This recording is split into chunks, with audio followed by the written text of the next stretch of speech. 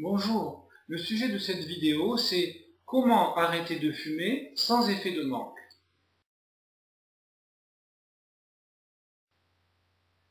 Je me présente, je m'appelle Régis Fagobarali, je travaille dans un cabinet médical où je fais de la gestion du stress. J'ai aidé beaucoup de gens à en finir avec la cigarette et j'ai développé une méthode, celle que je vais vous présenter maintenant. Il faut d'abord que vous sachiez que je suis moi-même un ancien fumeur. Comme vous, j'aurais fait n'importe quoi pour en allumer une dans certaines circonstances, quand j'en avais vraiment envie. Il m'est arrivé, par exemple, d'enflammer un papier sur la cuisinière électrique pour pouvoir allumer ma cigarette, au risque de faire flamber quelque chose. Évidemment, quand on est fumeur et quand on a envie d'une cigarette, on a une conviction inconsciente que cette cigarette-là en tout cas, est indispensable. Alors les non-fumeurs n'ont pas cette conviction et ils gèrent les mêmes situations que les autres, mais sans la cigarette. La plupart des gens qui veulent arrêter de fumer, c'est leur conscient qui veut arrêter de fumer. Mais c'est leur inconscient qui les pousse à fumer, d'où la difficulté. Au début, j'ai utilisé des techniques hypnotiques, celles qu'on m'avait apprises. Comme je voulais les adapter à chacun, j'ai écouté les gens, et je me suis rendu compte que les gens parlaient quand même assez souvent de plaisir. Ils disent que la cigarette les accompagne dans des situations parfois difficiles. Il fallait donc garder le positif. Et ma méthode s'est construite autour de cette idée. Il s'agit tout d'abord de lister les situations dans lesquelles la cigarette est présente. Naturellement, chacun fume pour des raisons qui lui sont propres. Mais certaines personnes parlent plus précisément de fumer pour gérer leur stress, d'autres pour mieux se concentrer, d'autres encore parce que ça leur permet de prendre une pause au travail. Et puis enfin, beaucoup de personnes parlent de convivialité, de fumer au cours d'un repas entre amis.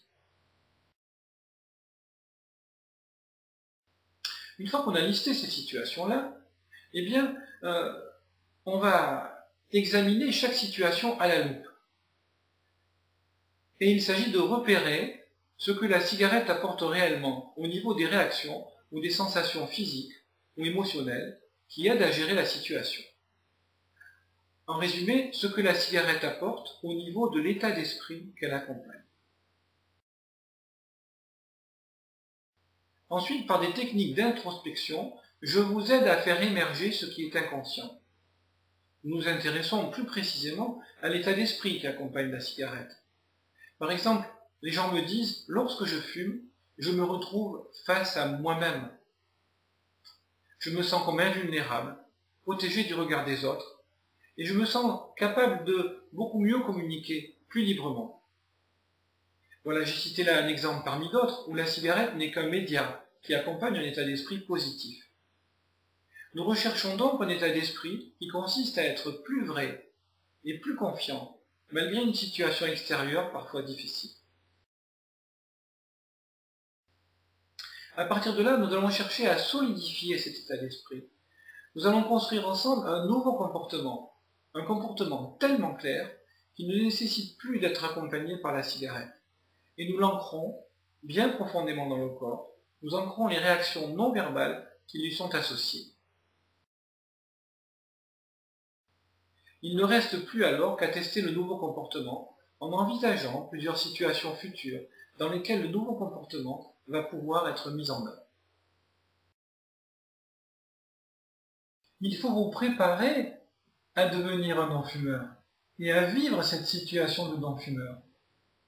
D'autres méthodes, comme le patch, peuvent vous aider sur le plan physique, mais psychologiquement, une préparation est importante aussi, parce que comment allez-vous faire lorsque vous allez vous retrouver face à un autre fumeur et que vous le verrez allumer une cigarette?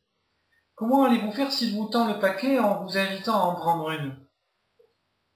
Il peut arriver même, dans certains cas, que d'autres fumeurs essayent de vous tenter, de vous faire replonger aussi.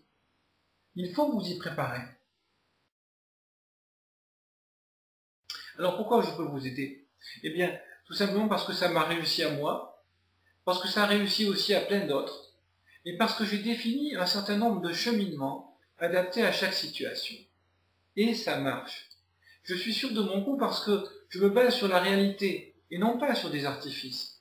Alors, à bientôt. Vous allez trouver dans la suite les coordonnées permettant de me joindre.